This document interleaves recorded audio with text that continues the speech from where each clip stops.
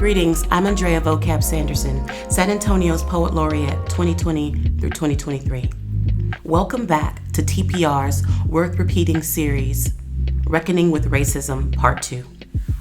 The recent police shooting of an unarmed black man is yet another reminder of the violence inflicted on black bodies in America. It's been just over 3 months since George Floyd's life was cruelly and unnecessarily taken by a police officer who seemed indifferent as he choked a black man to death in broad daylight.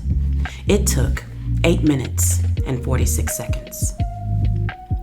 The months since have been called America's summer of racial reckoning, but we can't let it be just that. Until all Americans fully acknowledge the gravity and lasting impact of our country's racist past. Until we successfully tear down systems of oppression. Until we extinguish race-based hate, and until we refuse to tolerate anything but equality and justice. The reckoning must continue. As a light-skinned black woman, Bria Woods is a living example of how microaggressions can be just as damaging as overt racism. She experienced the harmful effects of colorism from an early age, and over the past 5 years has been on a journey to reclaim her blackness. I remember hearing my peers say, I'm not really black, or I'm an Oreo. I've been called an Oreo my entire life. I'm in my mid-20s now, and people still call me an Oreo. And I some of the reasons over the years that I've been told that I'm an Oreo, which means black on the outside and white on the inside, is because I'm so well-spoken, or I'm so educated or articulate, because I'm a vegetarian, because I listen to the Jonas Brothers. Someone even went as far as to say, I'm not really black because I know who my father is.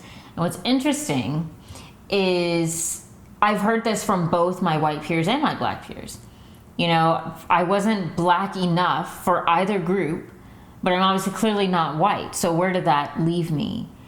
And, a lot of my peers and even teachers and people that I looked up to kind of perpetuated this idea that oh, don't worry, you're not black. Oh, you're not really black.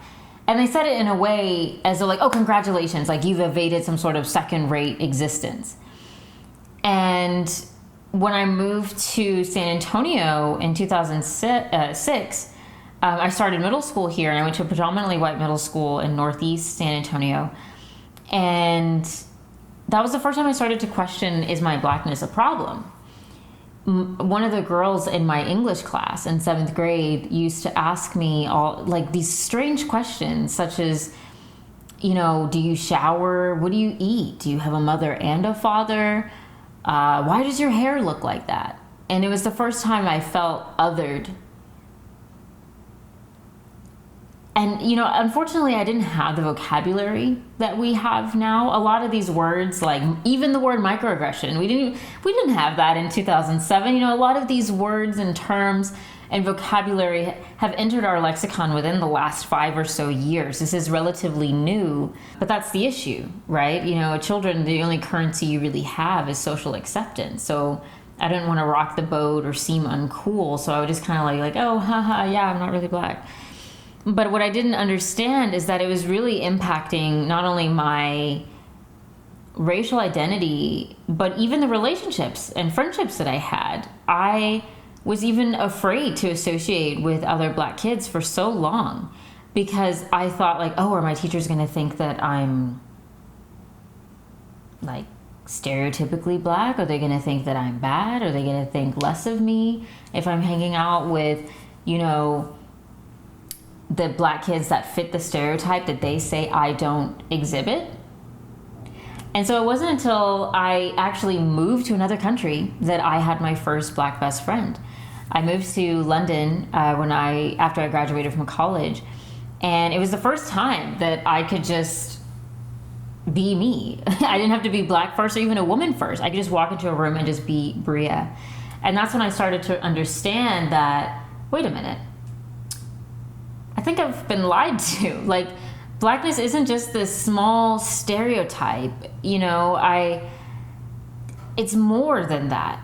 And it was in those years that I lived abroad, and I was actually also able to see how racism and prejudice in the United States looks from the outside looking in through the eyes of my friends overseas. And the truth of the matter is, the world is watching. And so once I returned to the United States, I definitely had a much better view of my personal identity. You know, I now have many Black friends that I'm very close with. And I understand that not only for myself, that Blackness is varied. It is as varied as the people who are Black. I mean, you know, there's no two Black people that are the same. You know, we are individuals. And so not only have I recognized that for myself, but that's also something that I want to impart to anyone listening, is to remember that, number one, Black people are individuals. You know, we are more than the stereotypes. And number two, understand that our words matter. What you say matters, especially if you're talking to a young or impressionable individual. So just be mindful of what you're saying, even if you think it's in jest. Let's try to perpetuate positive and becoming narratives about Black people. So yeah, at the end of the day, I'm Black, I am a woman, I am American, I'm all these things, but truly, I'm just Bria. So thank you. When Kamiah Factory saw the video of George Floyd's death, she decided enough is enough. She dedicated herself to fight against police brutality and racial injustice and refused to let anything stop her from taking a stand and organizing others to do the same, even in a pandemic. My name is Kamiah Factory, and I am a Black Lives Matter activist and organizer in San Antonio, Texas. On May 30th, I called the city to action in wake of the murder of George Floyd, a victim of police brutality whose murder went viral around the world. Growing up as a Black woman, I was no stranger to police brutality. Watching the deaths of Trayvon Martin, Sandra Bland, Mike Brown, and countless other Black names sparked protests around the nation. I was also no stranger to the blatant racism and structural obstacles that surround my existence as a Black woman. George Floyd's death was different for me, though, as an activist. It meant that I had to mobilize a mass protest in the midst of the global pandemic of COVID-19. But watching George Floyd's moments of his life as he gasped for air and begged to live lit a fire in my soul. It lit a fire that made me realize that organizing within CDC guidelines during a global pandemic for Black lives is possible. For the first time in history, the world saw a different fight for civil rights, one that risked everything the public had, including their health, to ensure that Black lives were amplified and that our voices were fought for.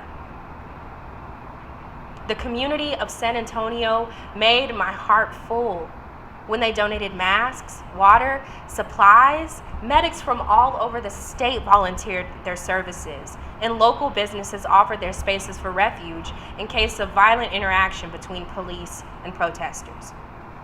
Aside from COVID-19, I also had to consider that violent uprisings were happening across the country in wake of the murders during the Black Lives Matter movement.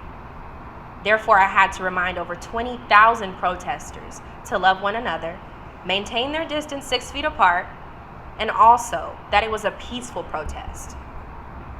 George Floyd's death reminded Black people that our bodies are dispensable to the anti-Black sentiment that is still very alive in the United States. But on May 30th, I made a decision that Black lives and public health go hand in hand. On May 30th, I called an entire city government to action regarding their policies and systems pertaining to their Black constituencies. On May 30th, I reclaimed generations of trauma and pain for my people, and I urged the community to do the same for theirs. George Floyd and countless other Black people, Black lives, could not breathe. Therefore, I dedicated my life to ensuring that other Black lives will. That life, countless other lives, and the reason that we fight is a story worth telling.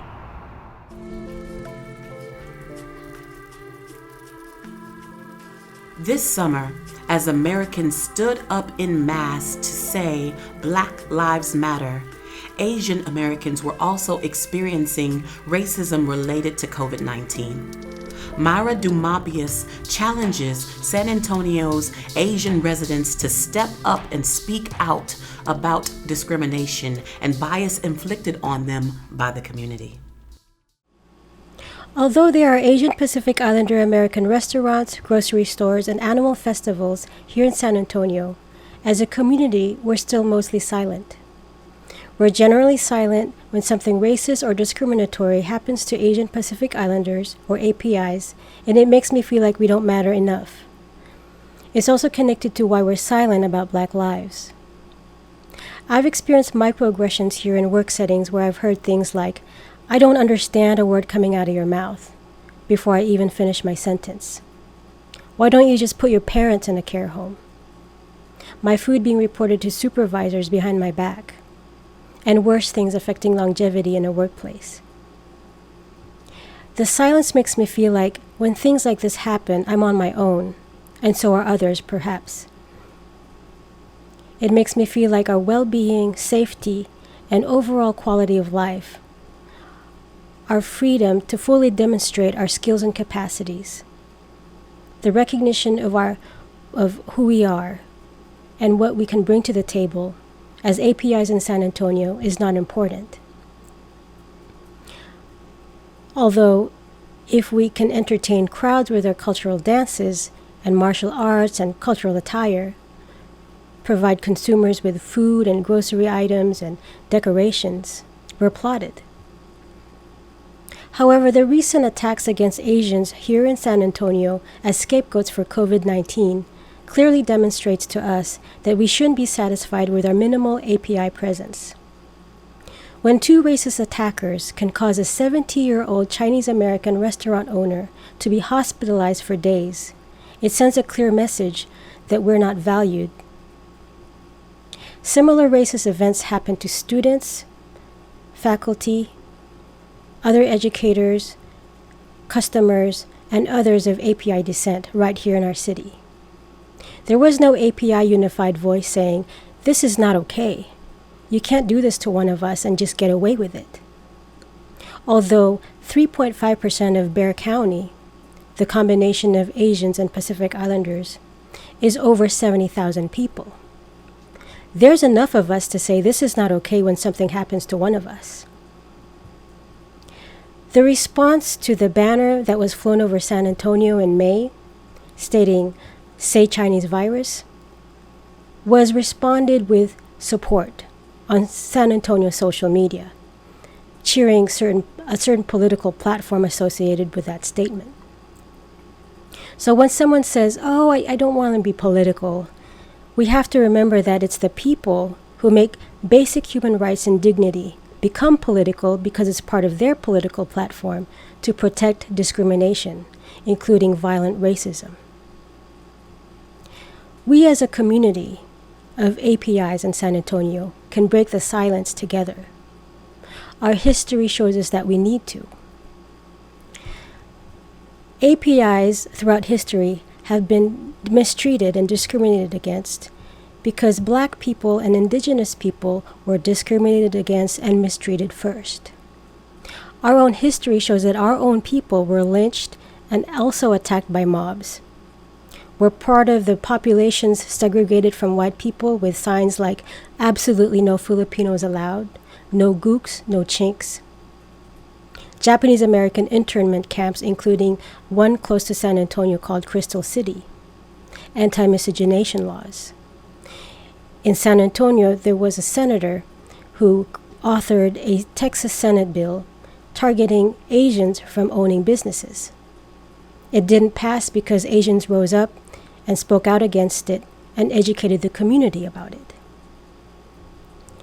Asians and racism against Asians and other people of color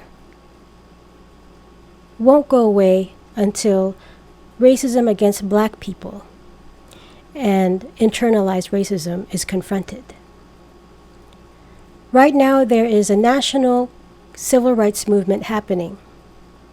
Will San Antonio Asian Pacific Islanders remain silent during this historical change?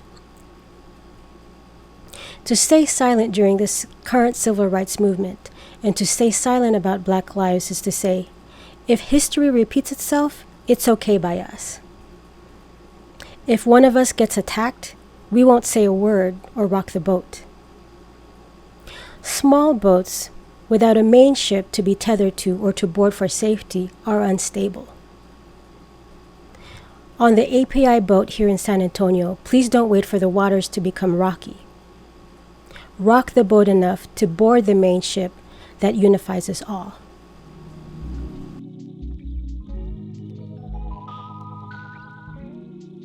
Family didn't teach Zachary Brooks much about her blackness, but other people did. She spent a long time trapped between feeling too black and not black enough, learning to navigate the complexities of color on her own and how to empower her kids about their skin color and race.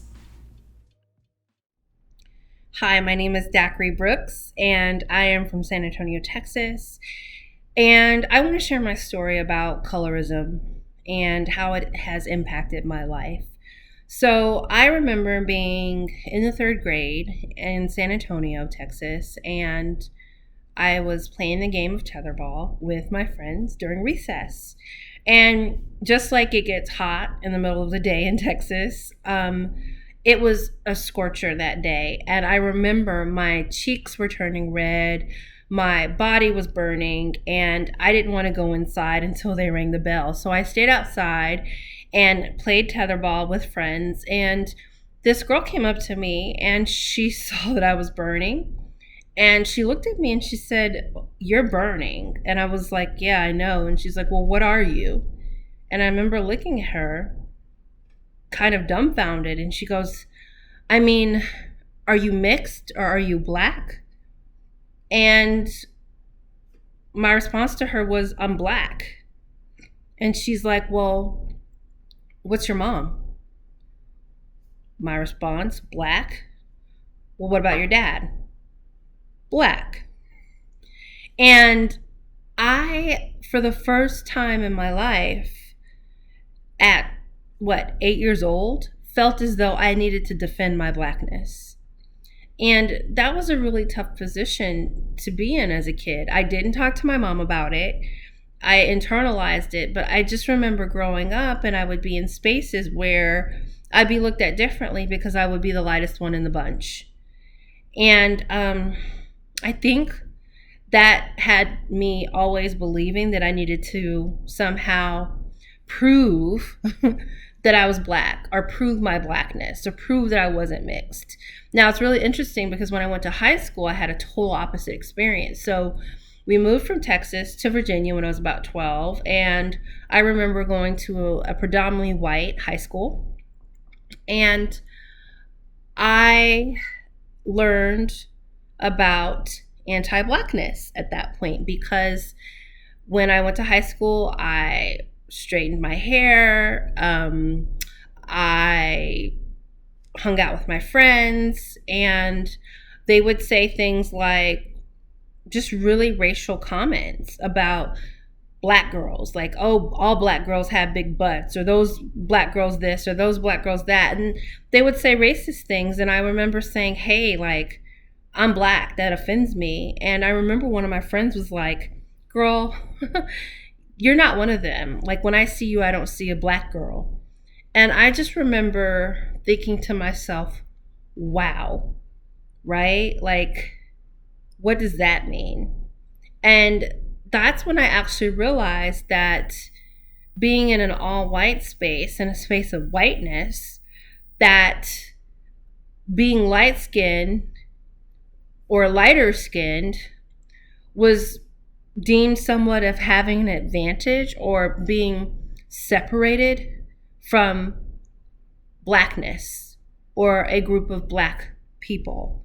And that experience really has impacted me and what I've learned over the last few years is because of these experiences, I had adopted anti-Blackness. So when we talk about racism and we talk about prejudice and we talk about oppression, what we really don't talk about enough is colorism and anti-Blackness. And so being in a world where white is not just acceptable, but white is privileged and it's advantaged and it's more desirable. Now that I'm older and I'm a mom, I've really had to not only just undo the anti-Blackness, but I've had to teach my kids the importance of understanding what anti-Blackness is and why it is a form of oppression and how it backs white supremacy in a world of whiteness. And the conversations haven't been easy. The conversations have been uncomfortable, but they've been necessary in terms of teaching my kids to love every aspect of themselves, from their skin tone to the texture of their hair, to the fullness of their lips, and to their features. That being Black is beautiful, but being Black doesn't mean that it's a specific skin tone. That the beauty of Blackness is the diversity and the shades of Blackness.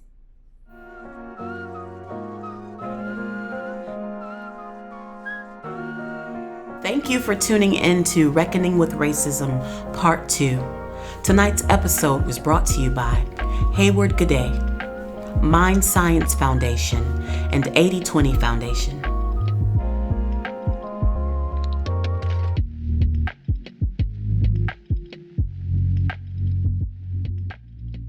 We've been experiencing a series of tensions building up. There aren't enough poster boards or hashtags to comfort us or quench the fire burning in our civilly unrested citizens who take to protesting in the streets. This is for those who suffer in silence and bear the burden with no relief. Yet we still hold fast to the belief. We believe our change gon' come, no matter the situation. Those that operate in hate will be blinded by the gleam of our melanin or the light of gems embedded in our diadem. There is an emancipated glory beaming bright as orbs jettisoned from beneath our skin. I am still forged from beauty even when I'm struggling. They could never purge our virtue by any means of degradation. And again, I believe our change gon' come, no matter the situation. For jubilant and exuberant is the melanin of our skin. From despair, we have arisen. We have a promise and a crown that awaits us in a higher skyscape. May our hope ascend to those golden streets and pearly gates. We will lift off to sessions in flight, taking our rightful place. Our wings are expansive, for we have already arisen. We have arisen to a better state. During this season, we must remember that we are above all of this hate, all of this injustice, all of the things that seek to destroy and tear us down. We are better than all of these things.